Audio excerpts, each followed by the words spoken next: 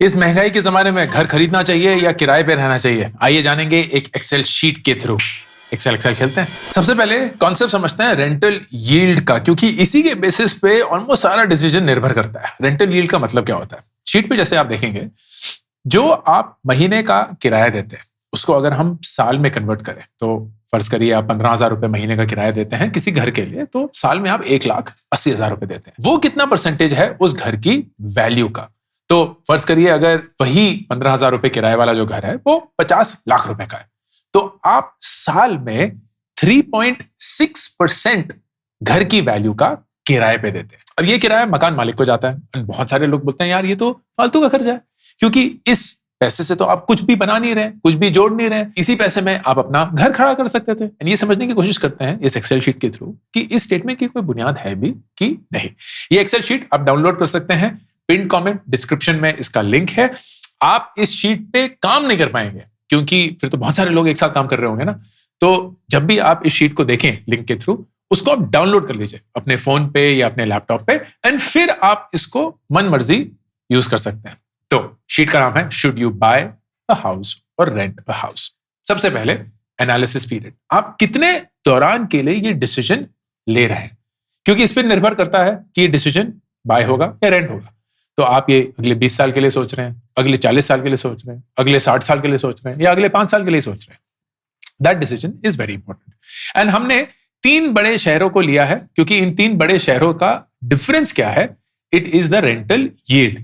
तो अभी का जो डेटा है हाल ही का, उसमें रेंटल यील्ड दिल्ली की करीब 2.9% है, मुंबई की करीब 3.3% है और बैंगलोर की करीब 3.8%। तो बैंगलोर पिछले कुछ सालों में बहुत तेजी से किराए के मामले में बढ़ गया है, एंड बहुत लोग फिर सोच रहे हैं कि यार घर ले ही लेते हैं। So let's see what that difference translates into.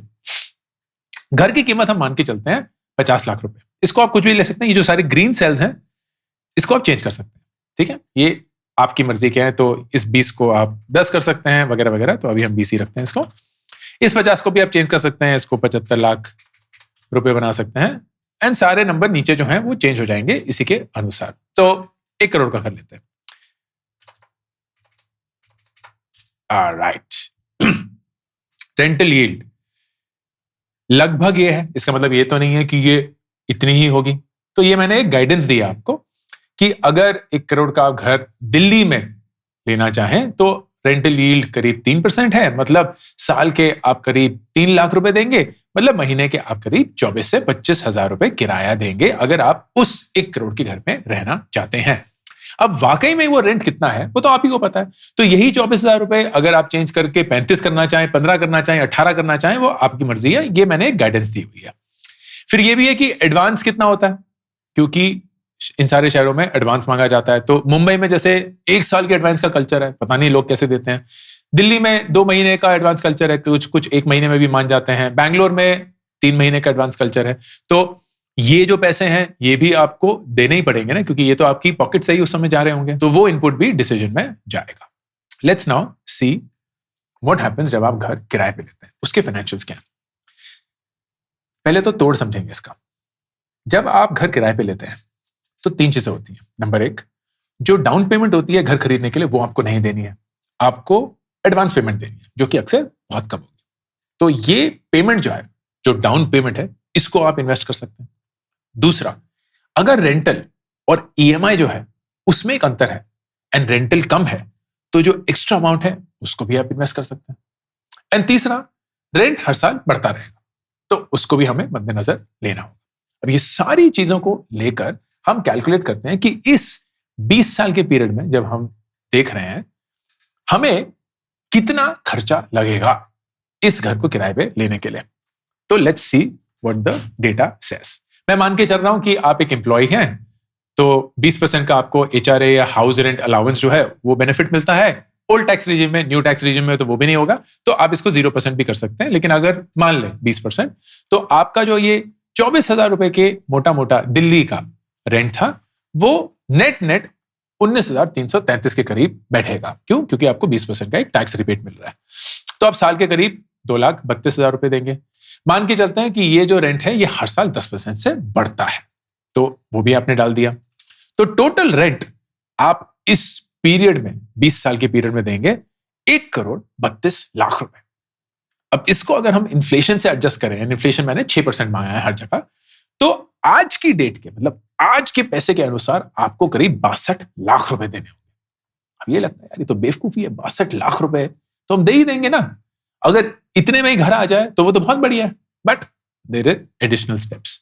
सबसे पहले 62 नहीं है, सॉरी 64,00,000 है, एडिशनल स्टेप्स भी है। अब ये तो आपका खर्चा है, लेकिन आपकी कोई आमदनी भी है। आमदनी क्या है? जैसे मैंने बताया था, डाउन पेमेंट अगर आप इन्वेस्ट करेंगे वो एक आमदनी है। रेंट और ईएमआई के बीच का जो अंतर है वो अगर आप एसआईपी करेंगे वो एक आमदनी होगी। तो वो भी देखते हैं क्या है। सबसे पहले टोटल अपफ्रंट पैसा कितना देना है आपको। तो डाउन पेमेंट जो घर के तरफ होती है यूजुअली 25% माना हुआ है, वो हम देखेंगे जब हम घर खरीदने वाली कैलकुलेशन पे आएंगे। वो माइनस जो आपको किराएदार को लैंडलॉर्ड को या ब्रोकर को या किसी की और को भी एडवांस पेमेंट करनी होगी, जो दिल्ली के लिए 2 महीने हैं, बॉम्बे के लिए 12 महीने हैं, बैंगलोर के लिए 3 महीने। तो वो मैंने कैलकुलेट कर दिया। फिर एडिशनल अमाउंट जो आपकी ईएमआई बैठती है, बाकी के 75% जो घर का आप होम लोन लेंगे वो माइनस जो आप अभी रेंट दे रहे हैं। आपके देने की तो पूरी क्षमता है, तभी आप इवैल्यूएट भी कर रहे हैं कि आप घर खरीद सकते हैं। तो अगर आपकी उस ईएमआई देने की क्षमता है और अभी आप एक रेंट दे रहे हैं जो उससे कम है, तो उसका जो अंतर है वो भी आप एसआईपी कर सकते हैं। तो वो है 36,000 रुपए दिल्ली के केस में, 33,000 रुपए बॉम्बे के केस में, करीब 30,000 रुपए बैंगलोर के केस में। तो वो भी आप इन्वेस्ट कर सकते हैं। एंड फिर हम मान के चलते हैं कि ये इन्वेस्टमेंट कितने से ग्रो करेगा। तो मैंने माना 10% से ग्रो करेगा। ये नंबर भी आप चेंज कर सकते हैं, इसको आप एफडी में डाल दीजिए, 6-7% भी अज्यूम कर सकते हैं, जो आपकी इच्छा। तो 20 साल के अंदर जो आपने अपफ्रंट अमाउंट डाला था वो बढ़ के अब हो गया है 2 करोड़ रुपए, एंड जिसकी आज की इन्फ्लेशन एडजस्टेड वैल्यू है करीब 62,00,000 रुपए। फिर आपने जो एसआईपी करी है वो 20 साल बाद बढ़ के करीब 1.5 करोड़ हो गई है, और उसकी इन्फ्लेशन एडजस्टेड वैल्यू करीब 48,00,000 रुपए है। तो टोटल बेनिफिट जो आपको मिला घर किराए पे लेने का वो एक्चुअली पॉजिटिव है। हां, आपने साल के 20 सालों में खर्चा तो किया है, और वो खर्चा कितना था? करीब 64,00,000 रुपए इन्फ्लेशन एडजस्टेड, लेकिन आपने कमाया भी अपफ्रंट पैसा और एसआईपी कर। तो वो वैल्यू अगर आप अपने रेंटल एक्सपेंस से डिडक्ट करते हैं तो आपका इस केस में नेट बेनिफिट बैठता है 46 लाख का फॉर दिल्ली, 25 लाख का फॉर मुंबई, एंड करीब 11 लाख का या 12 लाख का फॉर बैंगलोर।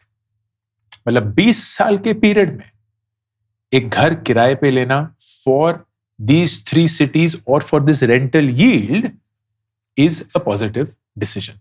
अब यही अगर आप देखेंगे, मैं 10 कर दूं तो ये नंबर बदल जाते हैं, अगर मैं 30 कर दूं तो ये नंबर बदल जाते हैं। इनफैक्ट आप देखेंगे कि ये नंबर ऐसे हो गए हैं कि ये जो डिसीजन है, ये देख रहे हैं, ये डिसीजन ये 30 साल के पीरियड में मुंबई और बैंगलोर के लिए हो चुका है घर खरीद लो भाई, घर खरीदना ज्यादा अच्छा डिसीजन। दिल्ली के लिए अभी भी है किराए पे रहो, अगर ये 40 साल हो जाएगा तो तीनों के लिए है बाय। इनफैक्ट जितना आप लंबा ड्यूरेशन करेंगे आपका डिसीजन बाय वाला ही आएगा, क्योंकि of course over a large period of time और a long period of time decision to buy is the right decision to make. But the question is कि आप उस शहर में, उस घर में, उस साइज में, उस कॉलोनी में, उस लोकेलिटी में इतने साल रहेंगे या नहीं रहेंगे।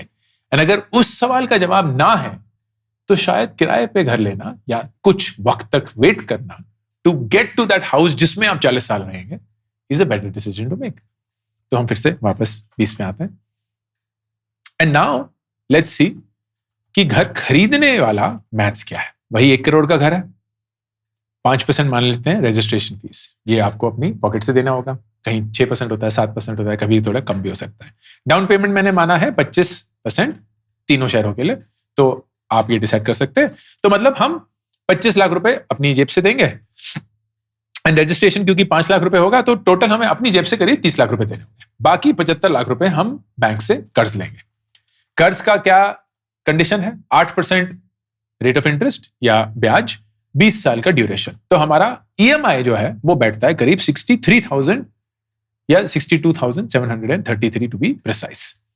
टैक्स ब्रैकेट मान लेते हैं आप 20% वाले हैं, तो आपको एक इफेक्टिव टैक्स रेट भी मिलता है, क्योंकि होम लोन पे डिडक्शंस हैं। ये ओल्ड टैक्स रिजीम है, अगर न्यू टैक्स रिजीम है तो ये सब उड़ जाएगा।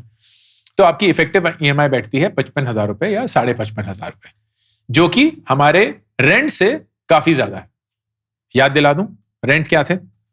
अगर हम रेंटल यील्ड के हिसाब से चलें तो दिल्ली में वही 1 करोड़ का घर आपको करीब 25,000 रुपए का मिलेगा, 27,000 रुपए का मुंबई में, करीब 31,000 रुपए का बैंगलोर में। इस 20 साल के पीरियड में हमने बैंक को कितना ब्याज दिया, जो कि आपका खर्चा है, क्योंकि 1 करोड़ तो आपके घर ही है, लेकिन खर्चा जो है वो आपका ब्याज है, विच इज अराउंड 58 lakhs। इसको अगर हम इन्फ्लेशन से एडजस्ट करेंगे तो करीब 40 लाख रुपए बढ़ते हैं।